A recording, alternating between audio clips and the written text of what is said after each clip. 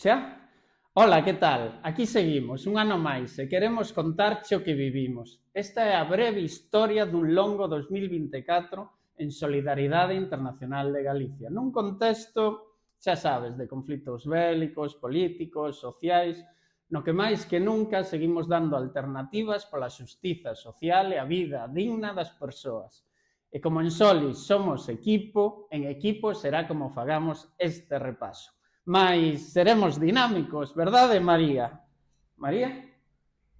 Claro que sí, Gil, porque a pesar de ter feito tanto, tan só queremos destacar o máis salientable en materia de protección de dereitos, mellora de condicións e fortalecemento de sociedades civís aquí e acolá.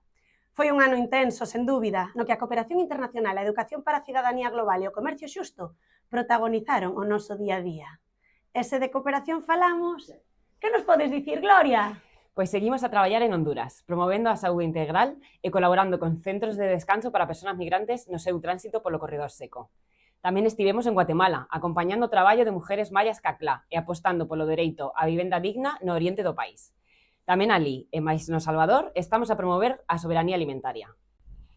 Por suposto, non cesou a loita contra as violencias machistas, a impunidade e a corrupción en Bolivia, da man de Mujeres Creando. Pero en Galicia tamén fixemos cousas. Ana, Eloi, estáis por aí?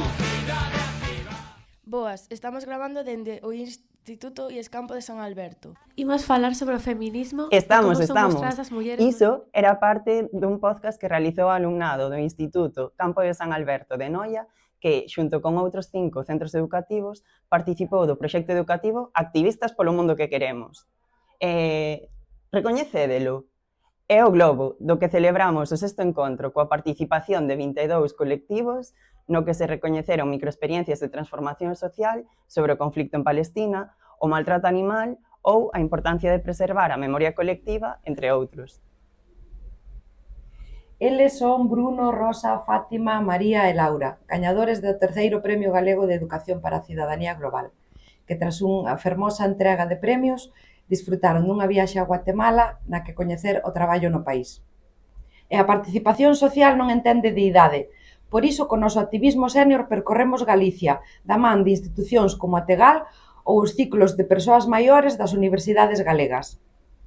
Mentres todas esas cousas pasaban, as nosas tendas abrían as súas portas cada día en A Coruña, Ourense e Pontevedra, sumando a máis persoas que deciden apostar por un consumo xusto, responsable e consciente. Pero as nosas tendas son moito máis que eso. Son espazos de participación social nas que, ao longo do ano, se acollen actividades propias e de outros colectivos. Actividades como o intercambiador, o seminario panafricanista ou o cine infantil, das que no ano 2024 participaron case 600 persoas. E o noso comercio xusto non se limita ás tendas. Percorremos cidades e vilas participando de feiras e mercados nos que seguir ofrecendo produtos que coidan vidas. Sen esquecer que seguimos sendo unha opción para moitas empresas e institucións que buscan para as súas pausas café un servizo alternativo e coidado. Gabriela, Carolina e Juana inauguraron o primeiro programa galego de acollemento temporal a mulleres defensoras de dereitos humanos Galicia Abriga.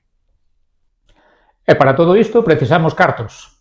No 2024 xestionamos un total de 850.000 euros, dos cales o 88% procederon de administracións públicas e o 12% restante recadámolo a través de achegas das persoas socias, das vendas de comercio xusto e de outros servicios prestados no eido da educación. E de onde sacamos os fondos públicos Caribe? Pois non son poucas as administracións grazas ás cales podemos seguir traballando. Destacamos a Cooperación Galega da Xunta de Galicia, pero tamén están as Consellerías de Política Social e Igualdade, a de Cultura, Lingua e Xuventude, as Diputacións da Coruña, de Pontevedra, o Concello de Santiago, a Coruña, Ames e Oleiros, o Fondo Galego de Cooperación e Solidariedade e o Ministerio de Asuntos Exteriores e Cooperación. Tamén son moitos colectivos sociais dos que nos acompañamos no noso quefacer aquí e acolá. Gústanos traballar da man daqueles con quen compartimos valores e principios. Unha chea tamén ás loitas ás que nos sumamos e que requiren dunha aposta colectiva. E todo isto facémolo dende un espazo de traballo colectivo aberto e participado, que cada día suma máis persoas.